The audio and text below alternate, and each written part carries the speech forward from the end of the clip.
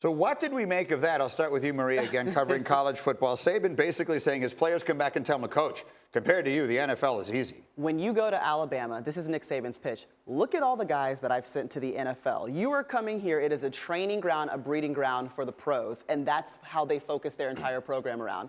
Their strength and conditioning coach, Scott Cochran, is like the highest paid in the nation. I mean, he's making like $500,000, maybe over it now. And that's because he focuses so much on training that he wants their bodies to be prepared. You think about guys having to training for combine. Alabama football players are consistently training for a combine of sorts as soon as they show up on campus. So that's what he's saying. They come back and say it's easy because they've been through all of these things before. But also the game has changed. Safety rules have changed. So they're not practicing the same. And that's where I think people are saying the kids are getting weaker or softer. But it is safety. Can I bring up one other thing also, is that it feels to me like college, there used to be so much in college football of teams that ran the option, that ran the football and the offensive line. The line play in general is so different when you play that style. Now with almost everyone going to these wide open offenses, the linemen are almost never down in a stance. And so I think that also lends us just a less physicality in the college game than you should see how the defensive linemen have changed too in the college game. I mean, they're quicker, they're a little bit slimmer.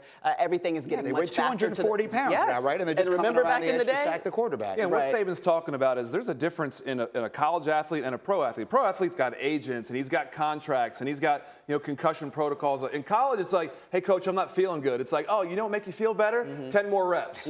Like that's how it is. In college, you put these guys through the ringer. Whoever comes out, those top 22 players are starting on Saturday. In the NFL, hey, someone's a little hurt. All right, we got to back off this guy. He's got a long-term contract. We need to take care of him. And so you just put players through different things in college. And oh, by the way, there's a 5-star waiting to take your place if you do sit out. Certainly at Bama there is. And obviously, Jalen, in the NBA, they're taking 19-year-old kids and they're putting them on an NBA court. Absolutely. And you guys talked about the player safety. That's what increases the longevity of players' career now. And you mentioned in Alabama, it's a proving ground for the pros. Duke is doing that in collegiate basketball. Kentucky's doing the exact same thing.